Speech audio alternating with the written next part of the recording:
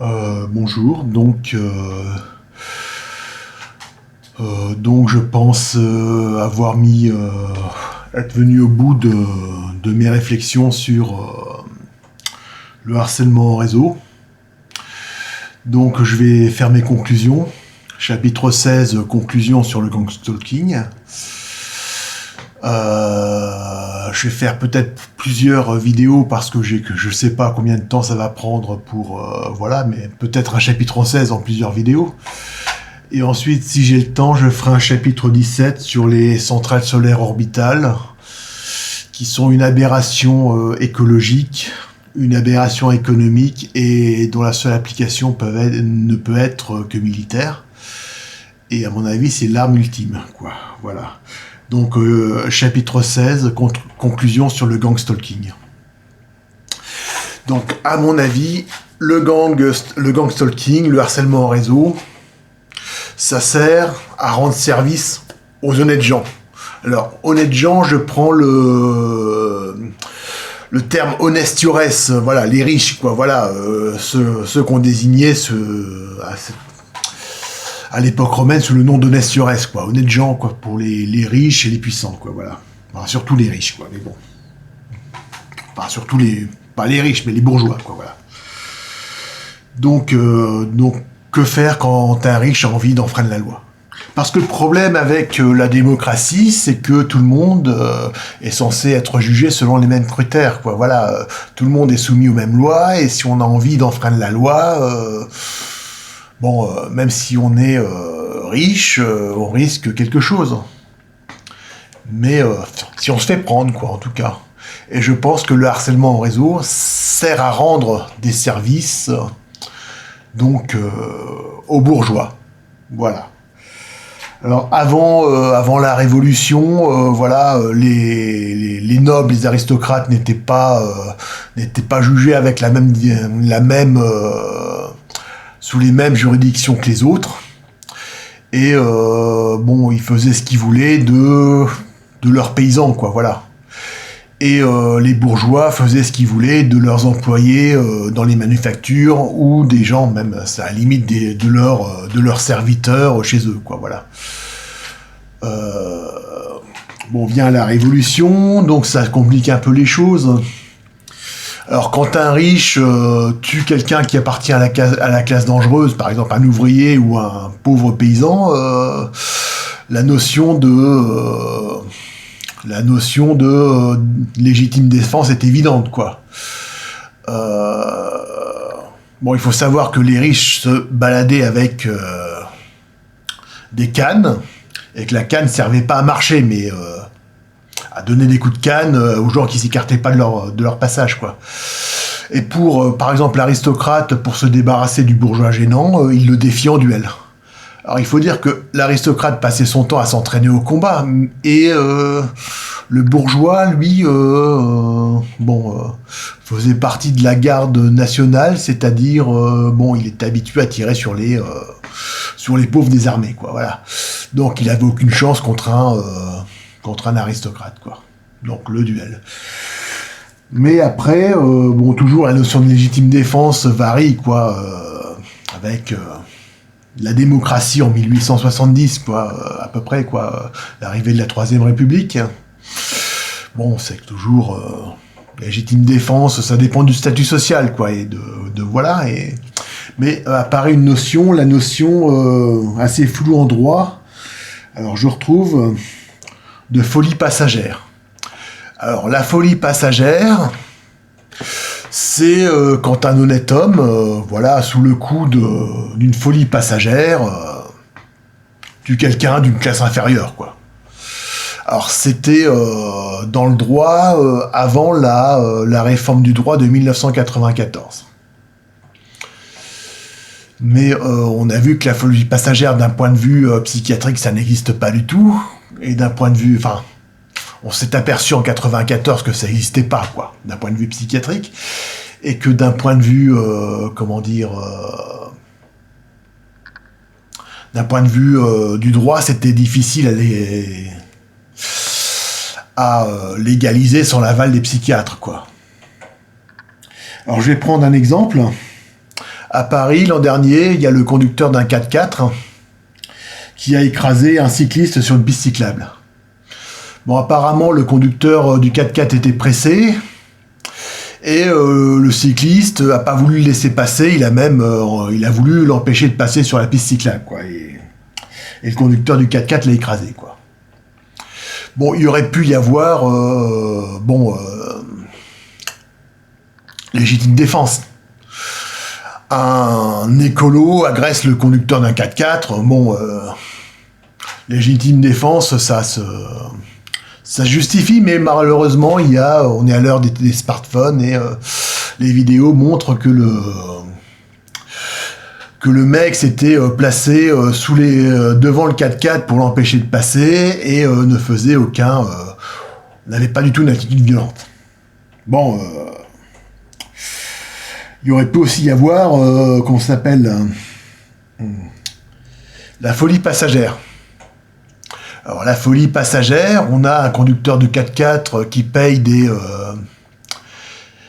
des impôts pour avec les taxes sur le carburant de son 4x4, c'est pas donné. Et on a un type avec son vélo qui profite des impôts payés par le mec qui achète du pétrole, et lui qui ne consomme pas de pétrole parce qu'il profite des impôts, quoi, puisqu'un vélo il paye pas d'impôts sur le pétrole, quoi. Et on peut se dire que ce mec-là s'est mis en travers de la route du conducteur de 4x4 et qu'il y avait de quoi voir rouge, etc. Mais non, la folie passagère, ça n'existe plus. Mais je pense que le conducteur de 4x4 n'aime pas les gens ce conducteur-là, n'aime pas les gens qui se mettent en travers de sa route, et que de toute façon, je pense qu'il avait l'habitude de rouler sur les passages pieds, enfin sur les pistes cyclables.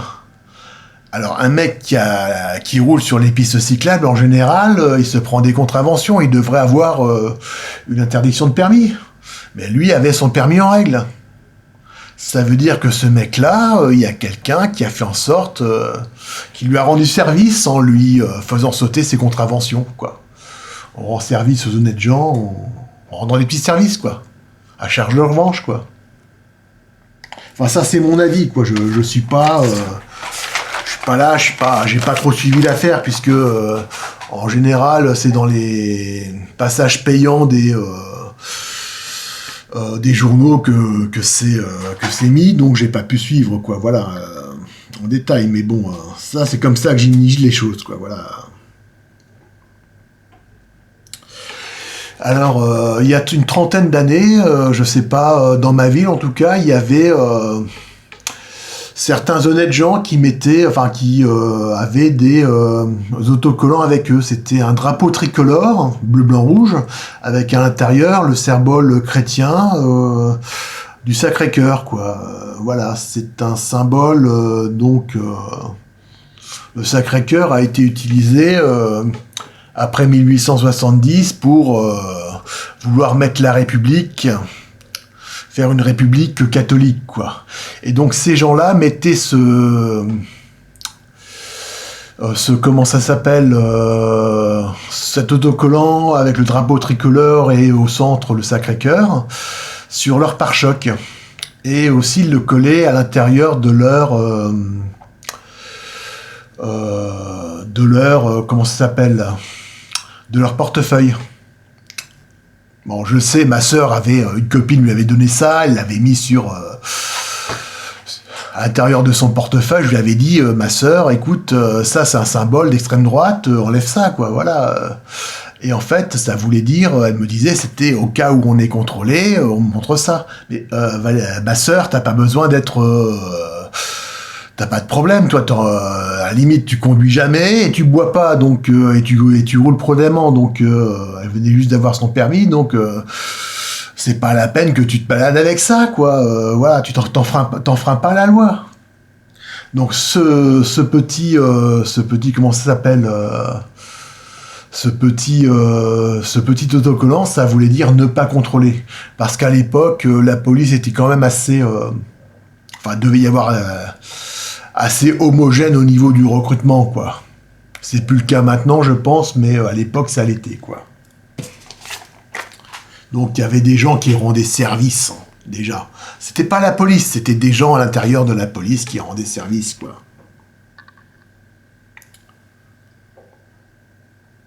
Alors, je pense que le but du harcèlement en réseau, c'est se rendre indispensable aux honnêtes gens. Honnêtes gens dans le sens honnêtes sur S, les notables, quoi. Pas seulement les notables, mais les bourgeois, quoi. Voilà. Donc, bon, parce que ces gens-là, les notables ont plutôt tendance à voter au centre, au niveau, ils font plus attention au portefeuille qu'au niveau, voilà. Ils sont un petit peu frileux au niveau des, enfin pas tous, mais bon, ils étaient un peu frileux au niveau des oscillations, au niveau d'extrême droite, quoi. Voilà, ils étaient plus libéraux que enfin, ils étaient conservateurs de cœur, mais libéraux au niveau du portefeuille, et donc, puis conservateurs modérés, quoi. Et puis voilà, l'extrême droite, ça avait une mauvaise réputation quand même chez certains bourgeois, mais là, on voit que, bon, il semblerait même que le vœu d'OSS 117 se soit incarné à travers Éric Zemmour, quoi. Voilà. Mais bon,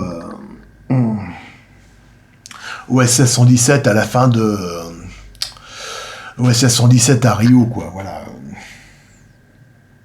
Il évoque un vœu pieux, quoi. Voilà. Et bon, donc, ouais. Les bourgeois avant évitaient de voter trop à l'extrême droite. Certains, en tout cas, étaient plus attachés au niveau budgétaire, à la droite, dire traditionnelle, quoi. Bon, je pense quand même que le harcèlement en réseau, ce réseau a tendance à vouloir rendre service aux gens, aux honnêtes gens. En se débarrassant des personnes indésirables, quoi, par exemple, ceux qui font baisser le prix de comment ça s'appelle, le prix de l'immobilier, quoi, un voisin indésirable, etc. Harcèlement en réseau. Qu'est-ce qui se passe quand, voilà.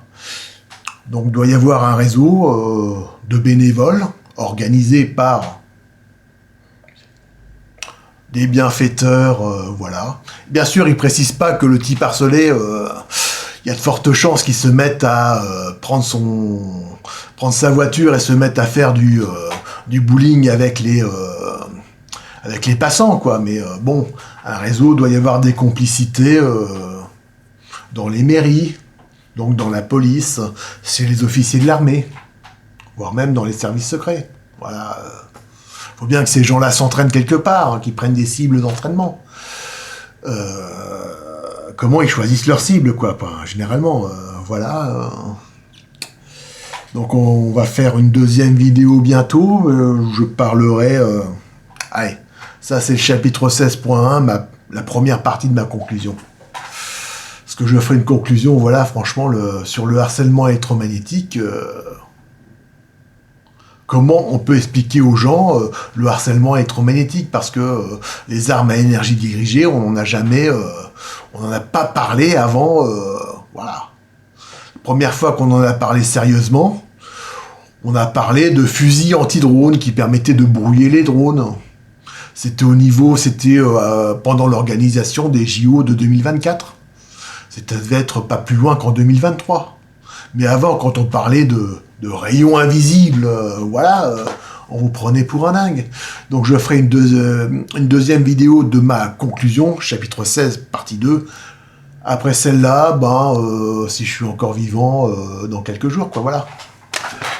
Donc je vous laisse. Au revoir, likez, souscrivez. Likez, souscrivez et bon, partagez la vidéo. Au revoir.